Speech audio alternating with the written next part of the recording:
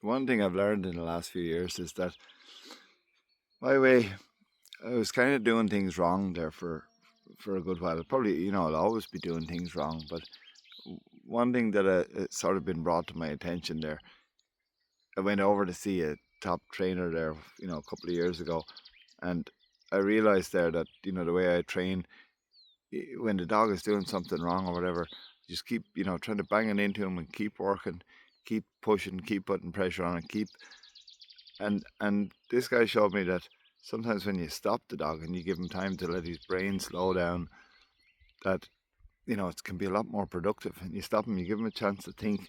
Now I do want him to think. I want him to choose. I want him to come up with ideas. But what I saw there is sometimes going slower is actually going faster. And then a friend of mine sort of pointed out to me that I do the same thing with people, and that I can put too much pressure on them, and so that they're not able to think. They're kind of just thinking, "Oh, don't fuck up, don't fuck up." And so maybe the dogs are doing that a little bit. I can see it with the people now since he taught me, and in clinics and things like that. In the past, I can see how I've sort of pushed people where their brain is not kind of thinking or not working to its best because they're worried about making a mistake, or we're getting them to try and juggle 3 or 4 balls and try and ride a bike and try and do a whole lot of stuff at one time, and we're just overloading them a little bit, and their mind, while they're still doing it and everything, their mind is kind of shutting down a bit. And so now I can see that with the dogs and with the people, and I've been changing that. I've been changing how I do things. Even in clinics, I've been changing it. And the clinics, uh, a fella told me years ago, Paddy, he said, you should do some training clinics. And I said, oh, no, I wouldn't be able for that and the people and all.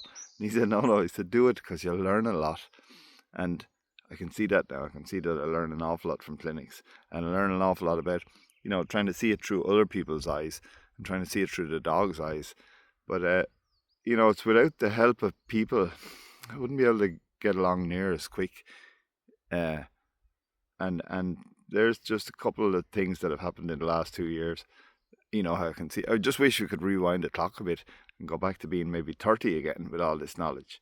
Um, but Norman used to say to me years ago, Paddy, you're getting a little bit worked up. He said, go over there and sit down on a stone and have a cigarette. He said, a Scotchman told me to do that years ago. Go over there and sit down on the stone, and by the time you smoke the cigarette and you come back to it, it'll be different.